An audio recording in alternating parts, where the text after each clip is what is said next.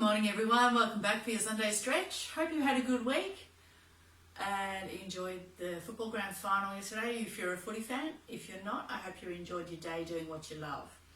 So today we're just going to check in with our bodies, see how they're feeling, see if they need anything, see if they've got anything to tell us that we haven't been taking notice of, so that we can enjoy the things that we do love without pain. So I'm just starting here, I've already started, just flexing the toes while I'm sitting. So, and then up, lifting the heels up, rocking backwards and forwards through the feet. We often think of exercising as something strenuous and extreme and sweaty, which puts a lot of people off. But honestly, just moving really helps our well-being. So simple things like within our limitations, within our expectations, always making sure there's a little bit of challenge as well, because if things are too easy, then we tend to get a bit stuck in the one spot. So just rocking backwards and forwards through the feet, pulling the toes up, curling them down, placing the feet flat, lifting the heels. You feel that through the backs of the legs there, or through the feet. Do the ankles feel like they're trying to turn out? That tells us everything about the body, about what's tight, what's restricted, what's moving well, what's not firing. Straighten the legs out there. Pull the toes back towards the head. I'm doing this seated to start with today deliberately too, to show you that you don't have to stand or you don't have to be on the floor at all times. You can find a space that works for you.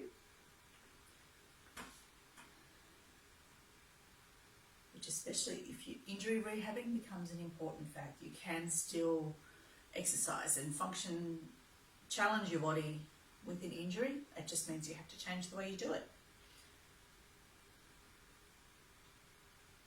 See what you notice there, pulling the toes back in and out, pointing them, curling the toes. We often forget that there's all these muscles through our feet and toes and up into our legs that help us move around. Bit of a wriggle there, loosen them off. Okay, standing up, bent over, and then roll through the back. Take the bend back a little bit. As long as you're nice and balanced through the feet, you're not going to fall over. Fingers interlaced, hands above the head, and just moving from side to side.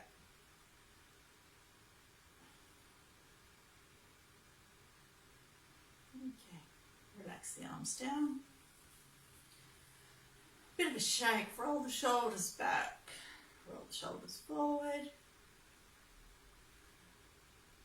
Pull the shoulder blades together, arch the shoulders. And drop ear to shoulder. Does one side feel tighter than the other? Okay, turning to look over each shoulder, one after the other. Same thing, does one side feel tighter?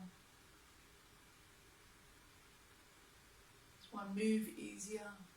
Up towards the ceiling, down towards the floor.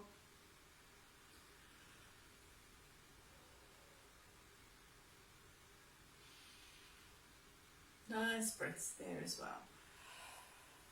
Okay, fingers, we've done the feet, now we're going to do the hands. Okay, curling all the way up into the shoulder and then straighten out. Extend through the fingers, curling up, activating each joint. Moving through the joints like this is a really good trigger for lymphatic return as well. So any of the body waste that needs to be cleared out sometimes gets stuck, which is where we get fluid retention. Joint mobility is one of the ways, and muscle function really helps clear the body of any fluid retention.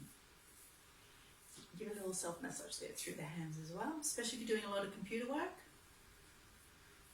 Forearms do so much work getting those fingers happening.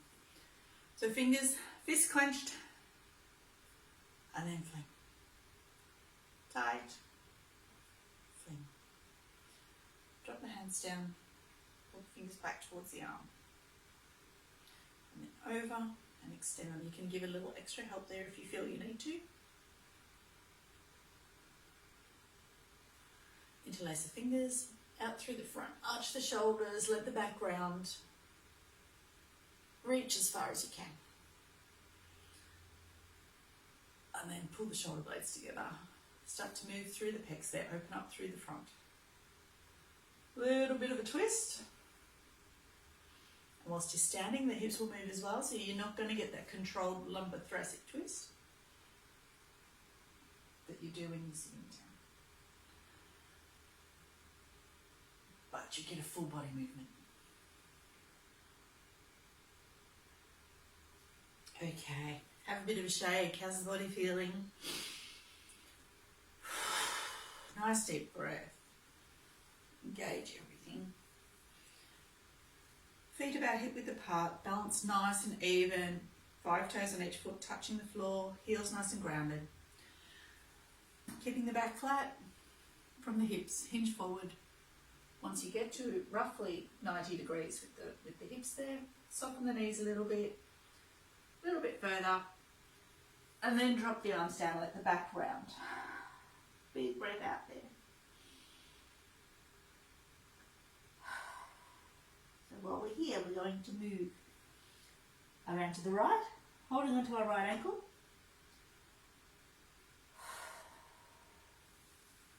And around to the left.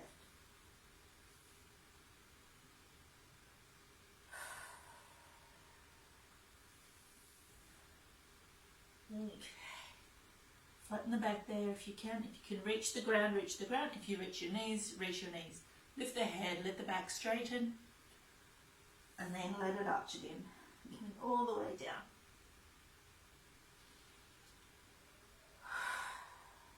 Feel the head hanging nice and relaxed.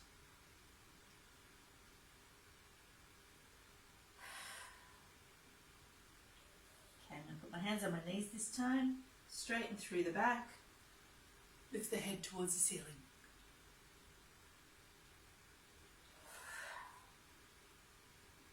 Then roll through the back, like you're stacking Lego. Up. And roll the shoulders. Okay, now coming down onto our knees. And I'm actually going to use a cushion for this one. Just takes a little bit of the pressure off the knees there. And if you have any trouble with ankles, you can also use a cushion or a wedge through the back so that you're not sitting on an injured ankle or pushing it further into extension than it's comfortable.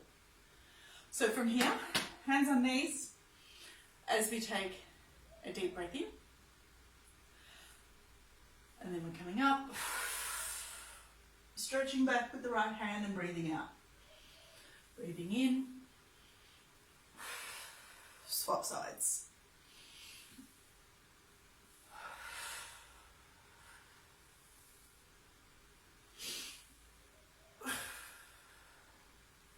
So if you have greater flexibility or greater control, you can actually hold the ankle to do this as well, to get a greater stretch through the front of the body. Okay? So again, it's up to you, understanding what your body needs at the time and what feels comfortable for you. And if you're doing the hand on the knee and you're feeling like you need a bit of a challenge, try it with the hand on the foot or the ankle. See how you go. Okay, whilst we're down on the knees, I'm going to come down and stretch our backs again. Letting everything curl over there. And coming up onto hands and knees. Knees below the hips, wrists below the shoulders. As we breathe in, we're going to drop our belly towards the floor and lift our head towards the ceiling.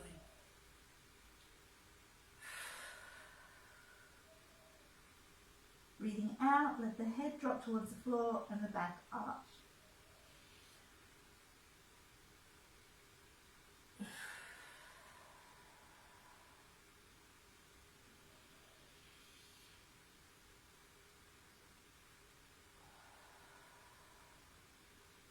So while you're there with your head down this time, give it a little bit of a twist. Pull your left hip and left shoulder towards each other. And then do the same on the right side.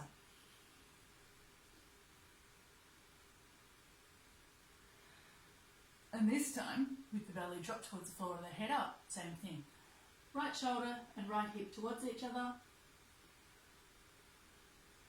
Left hip, left shoulder towards each other. Just take note of how it feels, if you feel anything anywhere.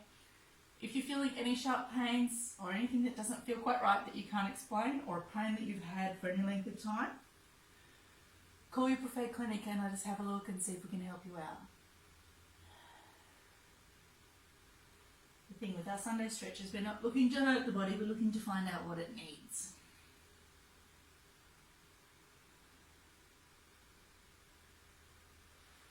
Okay, from there we're going to come back up onto our feet and see how everything's moving compared to when we started. So rolling the shoulders back, rolling the shoulders forward, along the feet and ankles. Feel like you got more movement through your toes? It's a weird thing, I bet you never thought about that one before. I know I haven't very much.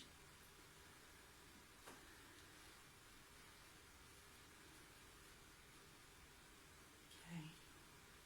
Just drop down there onto the right foot. Left leg out straight, pull the toes back towards the head, or you can take a seat. Swap legs. See how that feels through the back of the leg again. And because I started sitting, I'm going to come back down to sitting and see how that feels compared to when I started. Okay. So I hope everyone's feeling awake now, the body's feeling nice and ready to take on the day. Again, enjoy your week. Make sure to find time to do what you enjoy. And I'll see you next week. Thanks heaps. Bye.